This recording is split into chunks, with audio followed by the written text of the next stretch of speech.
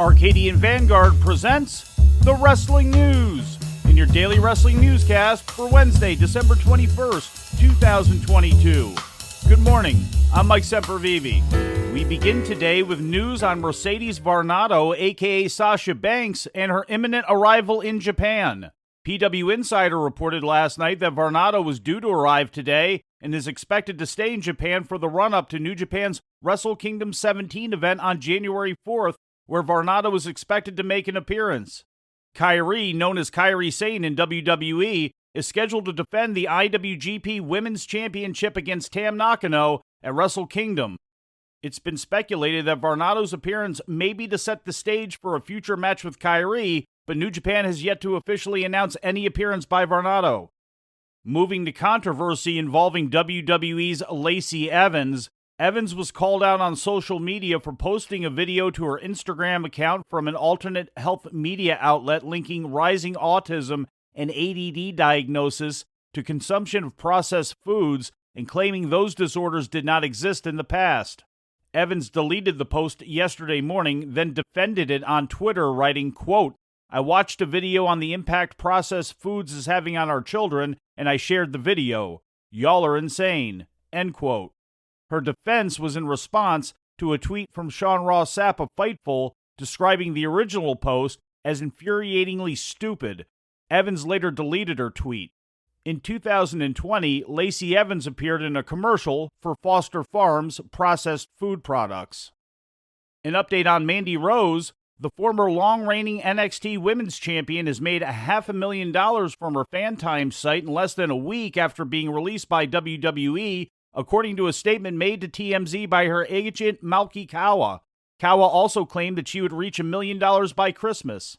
Rose was released from her contract due to risque content posted to her account on Fantime, a content creation site similar to OnlyFans.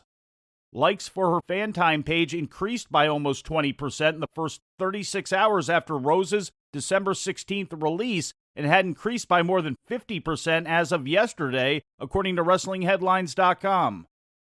In ratings news, last Monday's episode of Raw from the Wells Fargo Center in Des Moines, Iowa, the final live Raw of 2022, was also the most watched episode in 2 months, drawing an average of 1.705 million viewers to the USA Network, according to Showbuzz Daily.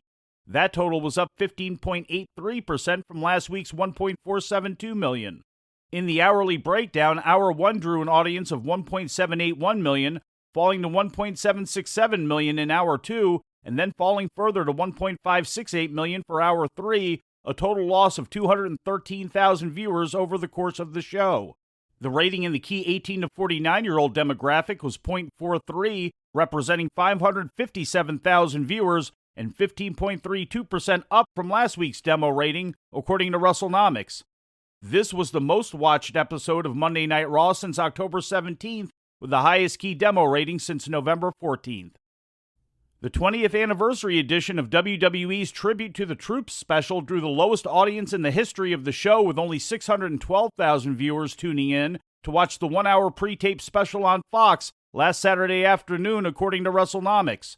Viewership was little more than half of the previous all-time low audience record for Tribute to the Troops in 2018. It was down nearly 70% from last year's special, which drew an audience of 2.030 million. The rating in the key demographic was .17, translating to 220,000 viewers, and only one-third of the key demo rating for last year's special, which was a .51. Turning to last night's taped edition of NXT on the USA Network, featuring matches taped last Wednesday at the WWE Performance Center in Orlando, Florida, the New Day made their first defense of the NXT Tag Team Championship, defeating Josh Briggs and Brooks Jensen. Talking, walking, elbow dropping. They're gonna do it again. New Day retains. The NXT Women's Tag Team Champions retained as well, with Katana Chance and Kaden Carter winning a triple threat against the teams of Ivy Nile and Tatum Paxley and Gigi Dolan and JC Jane. The closing segment of the show featured an angle in which Grayson Waller called out NXT champion Braun Breaker, who attempted to spear him in the ring, but ran straight into a steel plate Waller had hidden under his jacket. I outsmarted you tonight. I outsmarted you at Deadline. and that New Year's Evil, I'm going to outsmart you one more time. When I become NXT champion. Because that Braun Breaker is the Grayson Waller effect.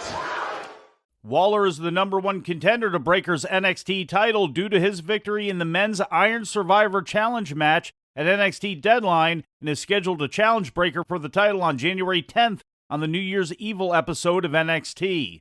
In other results, Zoe Stark pinned Nikita Lyons using illegal leverage from the ropes. Carmelo Hayes beat Axiom due to interference from Trick Williams. Elektra Lopez defeated Indy Hartwell, and Sol Ruka and Alba Fire went to a no contest when Fire was attacked by Isla Dawn. And before we leave you today, we'd like to remind you that however you consume your content, you can find the wrestling news 24 hours a day and 7 days a week across social media. On Twitter, follow us at Wrestling News AV. Our Facebook page is also Wrestling News AV. The Wrestling News can also be found on the Arcadian Vanguard YouTube page. And for those who utilize Amazon Echo devices, just tell Alexa to play the Wrestling News podcast. And remember to make sure you add podcast at the end. Once again, for daily updates, breaking news, and more, follow the Wrestling News across social media. And that's the news for today. If anything happens, we will be here to tell you about it. No clickbait, no paywall, just the Wrestling News. The Wrestling News is a division of Arcadian Vanguard, and the Wrestling Newscast is a production of the Arcadian Vanguard Podcast Network.